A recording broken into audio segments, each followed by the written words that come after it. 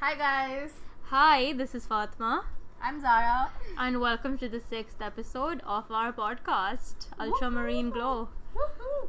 Party! Really? No, I'm like lightening the mood before it gets heavy. What do you want me to do in this? I just want you to, without any context. Actually, no, let's give context. Okay, so this poem, I want you to read a poem that you wrote.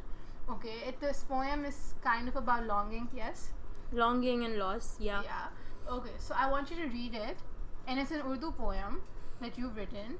But I also want you to give a little English translation of it for anyone who does not understand Urdu Okay. after you read it. Okay, sure. So, this poem is titled Leher.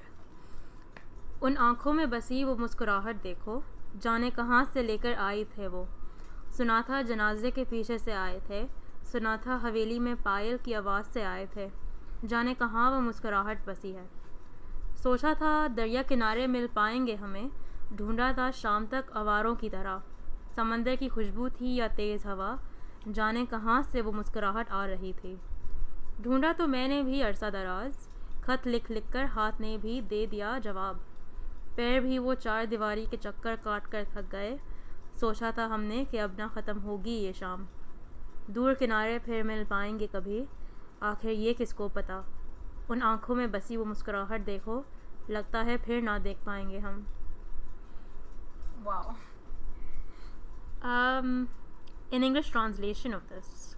A summary of it, if not translation. Okay, so I'll just summarize the poem and just tell you what it's Yeah. about, right? So in a very literal translation sense, it is about longing and loss, because it talks about how the smile or the laughter that you notice in someone else, in their eyes, and we'll talk about noticing laughter in Yes, eyes because it's a yes. whole separate thing. It's my most favorite thing to do. Yeah, and it's all about wondering where it came from and where it went. And it's about a lot of loss and a lot of longing, because there's mention of things like janaza, which is death, right?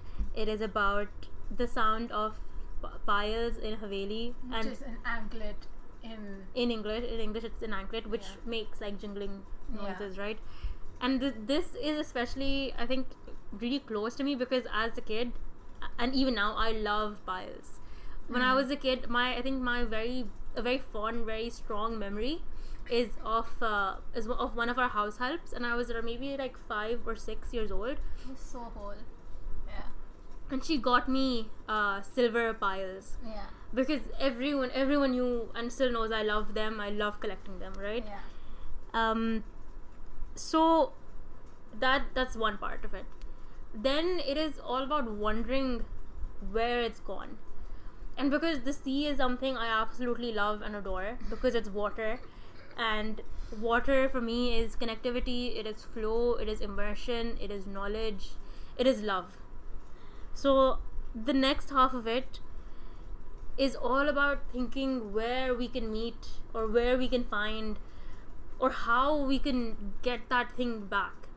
So it is about, I thought we could meet near the river or at the sea, right? I thought that if I searched long enough and hard enough and tried hard enough, right, spent a lot of hours. So the whole point of ढूंढा था शाम तक आवारों की तरह, right, from like morning to like dusk, like from all that time, and I still couldn't, and we still haven't been able to. And so God knows, who knows where it's gone. I don't know. I've tried writing letters, I've tried circling the same houses, the same homes, all of that.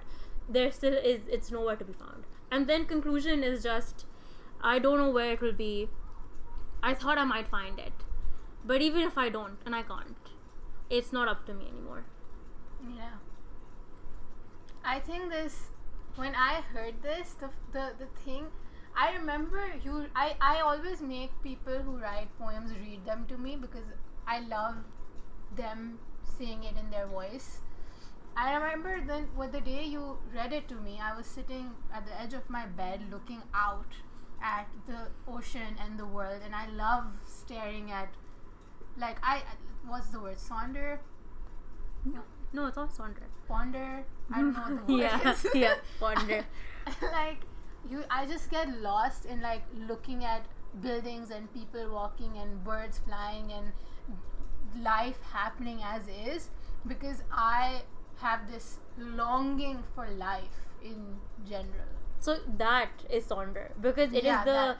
it is the vivid realization that other people have really complex lives Yeah. that are totally their own and you have no part in it. Yeah, so when you read this, I think of every single person who also thinks this, because there's a lot to it, right? So if the thing is that when you read it, one of the biggest things that comes out is like you said that it's like you went to the same houses and the same places in search for something, right? Let's just say it's something. It's not any particular thing, it's something, right? Anything.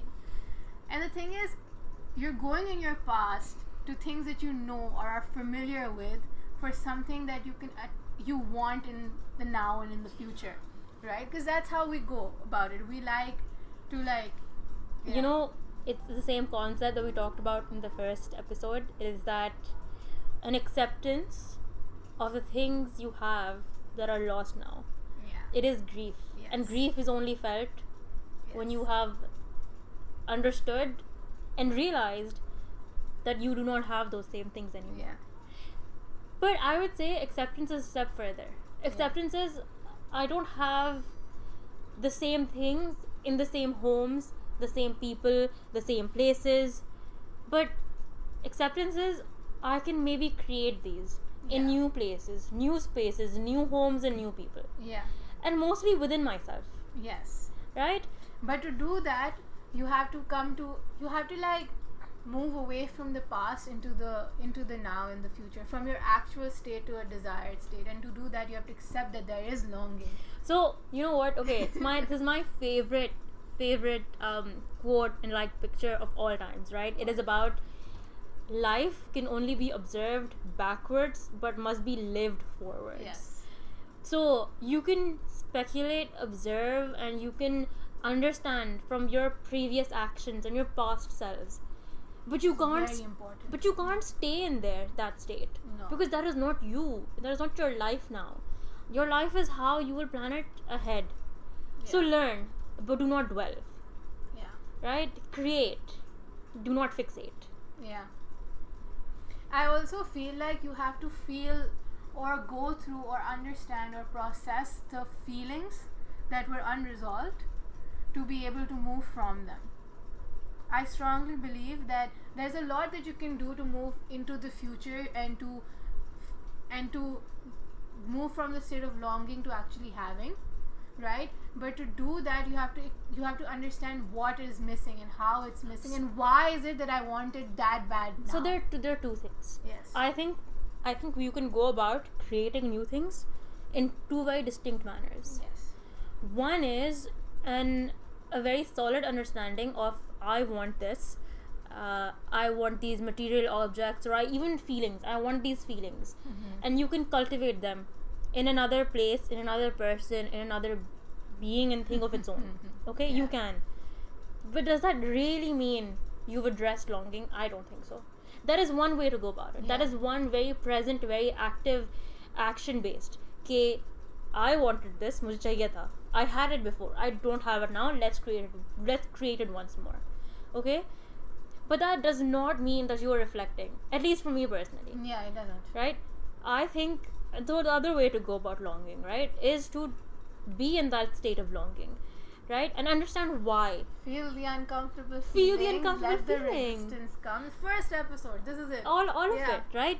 But you really have to be in a state of absolute fluidity, right? Of absolute acceptance. You have to exist in the state of longing to be able to navigate past it. Yes. Or actually through it, not past it, through it, Through it. right? Yeah. And so then the next time you cultivate the feeling that you have longed for, right, it will not be out of a place of, oh, I want it but I lost it. It is out of a place of, I have it, I've always had it, Yeah. I just had to recreate it. It's also one of those ideas. So one of my teachers talked about Yeah. this was that everything that all the resources that we need, we already have within ourselves. So the idea that I need to seek out for something is like a perception based idea. I already have everything I need to have to create something that I want to create. So it's the same thing where you said you have to reflect, or you have to look Yes. back, right? So like for me, it's always asking why, right? For that works for me. It might work for someone, it might not. But in my experience, asking why has been very deeply, Impactful. yeah. And the asking why is like, for example, I sometimes feel longing for longing. I want something, I don't know what it is. It's something, I can't even define it, right? Sometimes you wish you had something to long for. Sometimes you wish, Yeah. because Longing for longing. Yeah. longing, because you want to create meaning, and Yeah. you want to cultivate something. And I'm very like that. Like I want something that's extremely deep and meaningful and purposeful. Passion. And this Yes. especially, I think this goes for me so much because I personally believe that I'm very passionate, and Yeah. that passion is not only within myself, but it's also in the people I have around me. Everyone that I'm friends with, from family to friends, Same. everyone is deeply passionate. Yeah. They are individuals who are driven by That's passion. what I like about my friends also. I don't think I'm friends with anyone Who is isn't not passionate. Yeah. They all have some drive, certain things. They're all And it's all different. very, Everything very. is different. And I love, like, you know, the eyes that sparkle when they start talking about something. That. And like you talk about seeing feelings in eyes. And that is one of the, I think the first EI test, emotional intelligence test, is called reading the eyes test. Okay, so fun fact about this. You know what? So, in Eastern cultures, right, they say that the way to tell if someone is actually happy is through their eyes. In Western cultures, it is through a smile. You know, both apply because there are several muscle points and nodes on your face, and you can distinguish a fake smile from a real smile based on which muscle is activated. And if you look at it, Yeah. you can actually tell. And like the same things with the eyes, but the eyes will always say 20 times more than the smile would. It is. I think that is always more truthful. But it is just Yeah. a difference of, I think, culture and tradition, right? So in Yeah. Eastern cultures, the focus is you can tell if someone is really happy by their eyes. It's the same thing when Yeah. we say, you know, when someone is in love or is like super Yeah. happy, is through their eyes, right? Yeah. How we say eyes are the windows to the soul. I swear, if you learn how to read eyes, you can tell a lot about a person. And and you know, that mixed with intuition and energy, if you mix those two things together, I don't think you will be like, I wouldn't say you're right or wrong, I would just say that you're pretty close to actually understanding a person because you read through. Because it becomes less about hearing or reading their words, and it becomes more about hearing what they aren't saying. It becomes about It's to be in that state again, you have to be extremely non-judgmental and fluid, and you have to have that whole idea of ego death to be able to do that. It is the concept of ego death. It is Yeah. the concept of being open. It's like you have to be a sponge. Yeah. Okay, you have to be a sponge that is willing to soak up everything, Yeah. and you have to be so quiet internally Yeah. to be able to pick up on those You sounds. know what? If you're talking about talking to someone, the way I have learned active listening is like, you know, it's like, it's the energy, but it's also like when someone says something, right? Something that they don't mean. Like, for example, I'm fine, but you can pick up on the fact that maybe there's something else going on. How you do that is the whole. And you know what?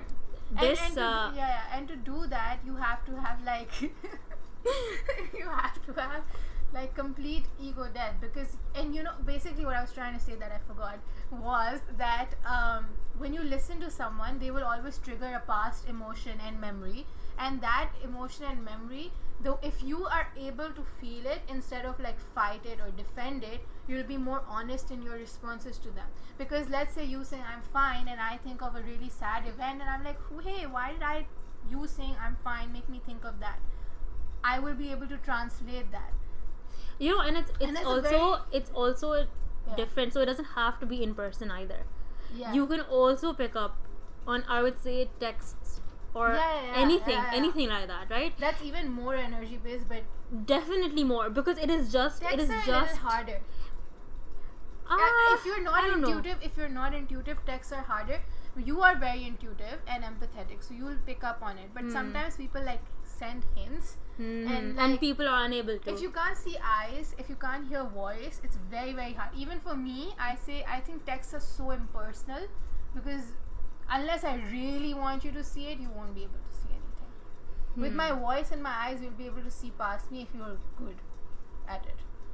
But again, see that the whole concept of that, being able to read what other people might not want you to read, actually, yeah, what other people might not even show, just requires you to be willing to soak it up, and that can only happen. Having to go through the process yourself. Yeah. So it goes both ways. To be able to pick up on and read on something, you have to accept that at some point in your life you have also experienced that.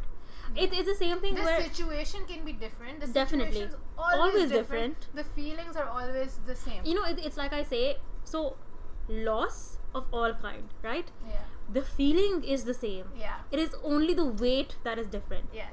And the way I visualize it is how, it's like space, right? Space is empty. It's really not, but we think it's empty. And you have all these floating objects in space, right?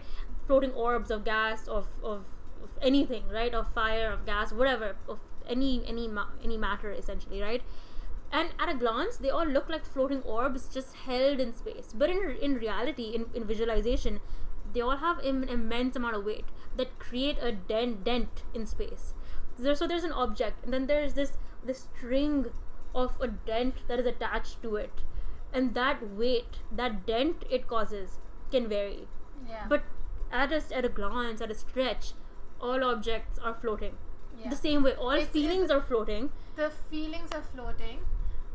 The intensity will be different. The feeling will still be the same. Exactly. And I think it takes a lot of self-awareness and maturity to actually accept that, because I will link that to the poem and the ego death thing, because I have been through situations where I have felt loss for people and things that are not mine, right? I always say that I don't know how to explain it, because I personally didn't go through any of it, but I felt it as if it were mine. So I think a lot of the times, and I think a lot before I did the life coaching course, right? So a lot of times, and I think backtracked even way before.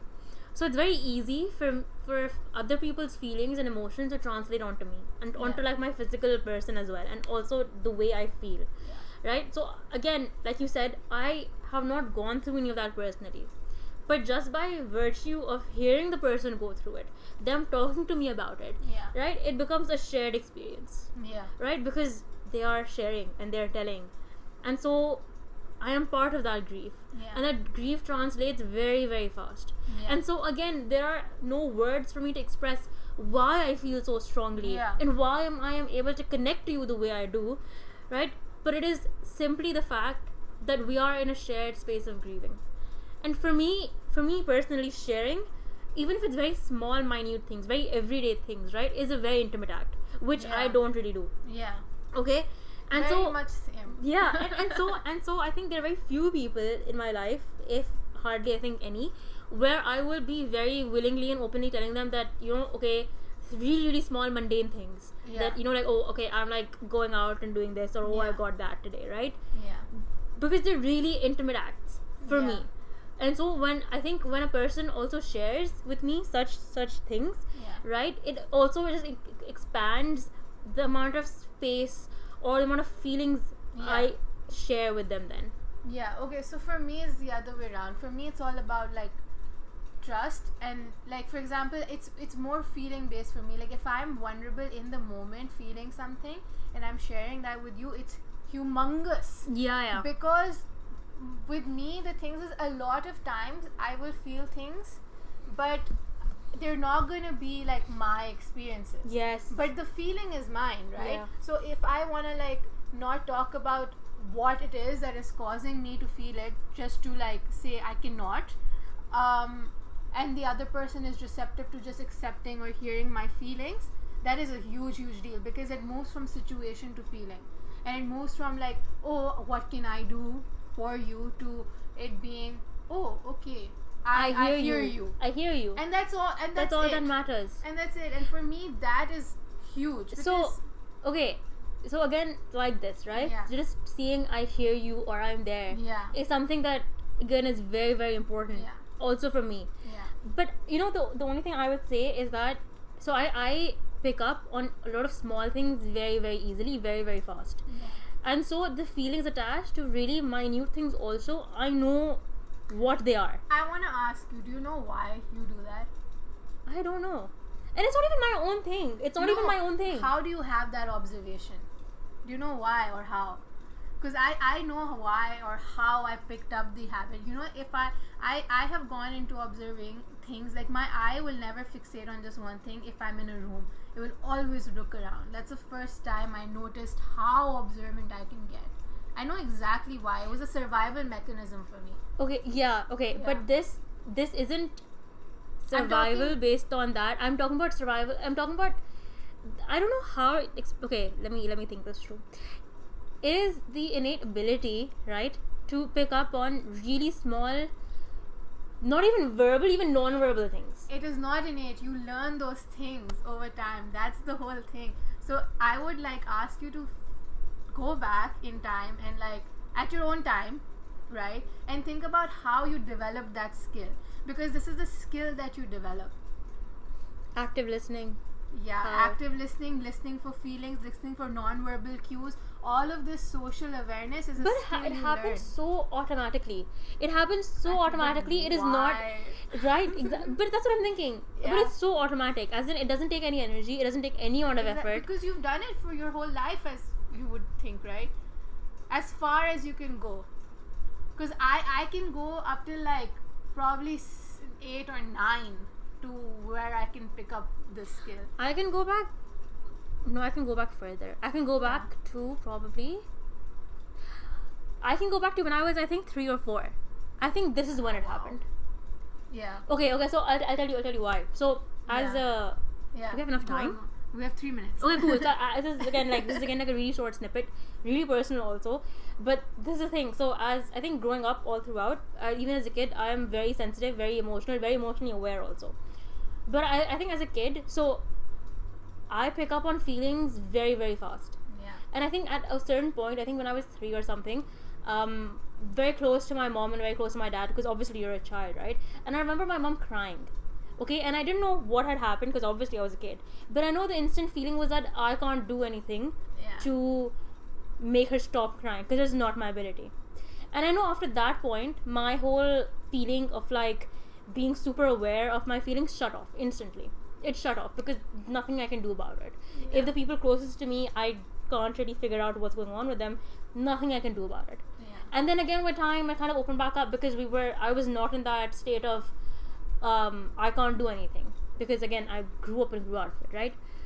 But the feeling of being aware, of knowing instantly, definitely stems from knowing that my mom was crying at one point. And that is what it was picked up on. Yeah. As far as I can think back. Maybe there's something even more, but I think that's where my memory point starts from. And that is, I think, the first thing that comes to my mind when I think of how is it that I am able to pick up on really, really tiny emotional, verbal and non-verbal cues. That's amazing. That's amazing. I would pose this question for everyone. What is the first memory that you think is linked to a skill that you have? Yeah. Whether any skill. Like if you can give examples of skills, man. I don't know, like active listening, reading in between lines, picking up on people's energy shifts, even things those like are all like even social observations. But even things like writing and your love for reading, like my love for reading, it also stems from something. Art. You know what? Should I self-disclose here? Yeah. I used to paint with really anything I could find, like food on the wall in my crib when I was 2, or like less actually, 1, and anyways. Yeah, any skill These that you are fun have. memories to go back on.